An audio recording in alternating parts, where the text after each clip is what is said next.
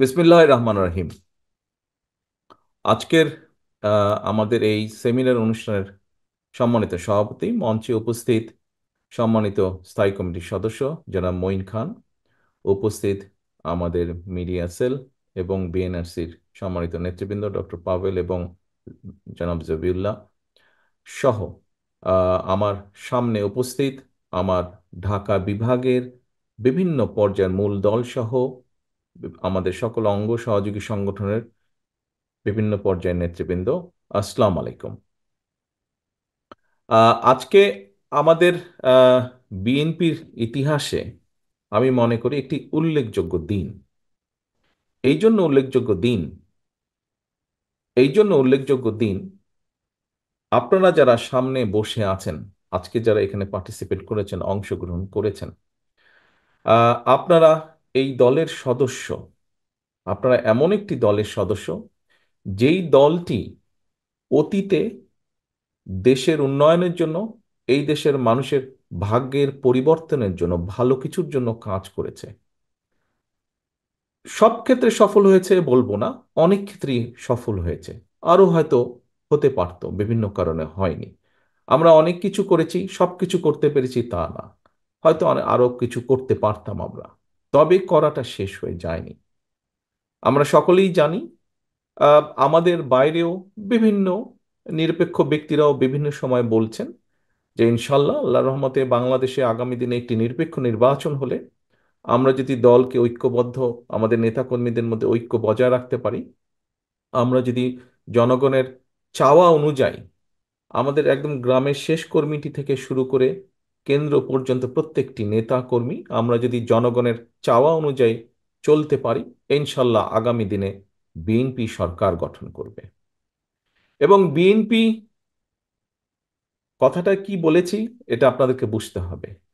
আগামী দিন পর্যন্ত আমরা জনগণের চাওয়া অনুযায়ী যদি গ্রাম থেকে শুরু করে কেন্দ্র পর্যন্ত প্রতিটি মানুষ জনগণের চাওয়া অনুযায়ী যদি চলতে পারি, উঠতে পারি, বসতে পারি, কথা বলতে পারি, কার্যক্রম রাখতে পারি, তাহলেই একমাত্র সেটি সম্ভব। এবং এটা সবকিছু নির্ভর করছে আপনারা আজকে যারা উপস্থিত আছেন, আপনাদের উপরে নির্ভর করছে আপনাদের নেতৃত্বে যারা এই দলের রাজনীতি করছে তাদের সকলের উপরে। সেটি মূল দল হতে পারে, সেটি শ্রমিক দল, ছাত্র দল, তাঁতি দল, যেই হোক না কেন। এখন নেতৃবৃন্দ, আজকে আপনারা এখানে আলোচনা করেছেন, আপনাদের ভিতর থেকে কিছু জিজ্ঞাসা ছিল সেগুলো জিজ্ঞাসা করেছেন। মঞ্চে উপস্থিত নেতৃবৃন্দ যারা আছেন, তারা এখানে উপস্থাপন করেছেন আমাদের এই 31 দফা। এই 31 দফাটি হচ্ছে অতীতে যেভাবে আমরা 19 দফার আলোকে দেশকে পরিচালনা করেছি, সাথে আরো নতুন কিছু অ্যাড হয়েছে, ঠিক এইভাবেই 31 দফা আমরা দিয়েছি ভবিষ্যতে কিভাবে দেশ ইনশাল্লাহ আমরা পরিচালনা করতে চাই। তবে এখানে একটি বিষয় আছে। এই 31 দফাটি ছিল প্রথমে 27 দফা। পরবর্তীতে বিগত স্বৈরাচার বিরোধী আন্দোলনে আমাদের সাথে যে সকল দলগুলো যোগপথ আন্দোলনে শরিক ছিলেন, তাদের সকলের মতামতের ভিত্তিতে 31 দফা গঠিত হয়েছে।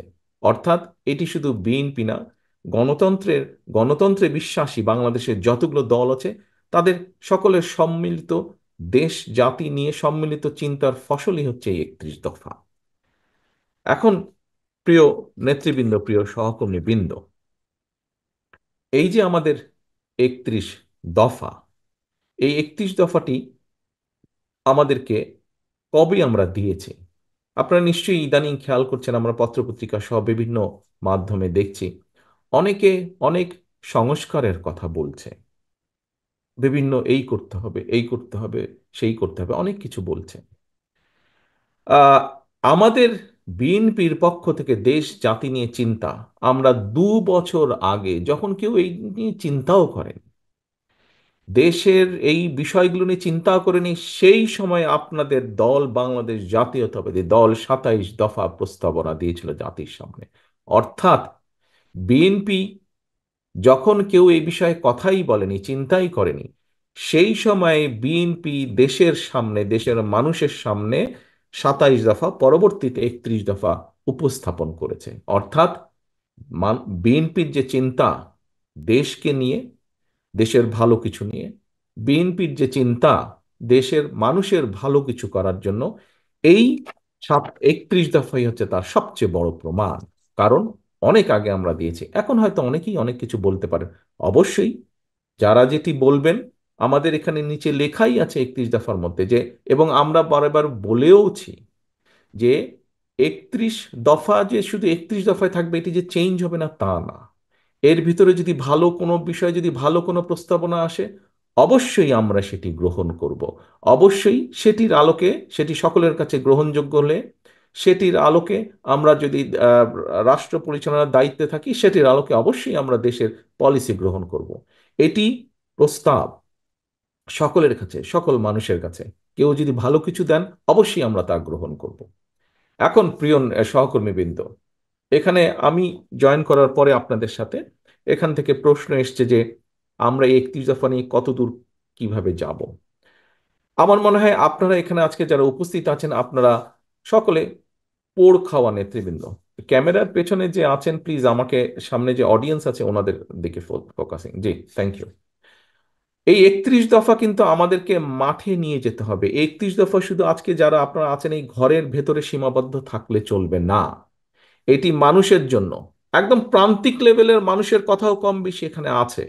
কাজে এই কথাগুলো প্রান্তিক লেভেলে নিয়ে যেতে হবে। এবং কে নিয়ে যাবে? হ্যাঁ, আজকে আমরা এখানে আলোচনা করেছি, আমি মিডিয়ার ভাইদেরকে দেখতে পাচ্ছি, নিশ্চয়ই ওনারা কিছু কভার করবেন।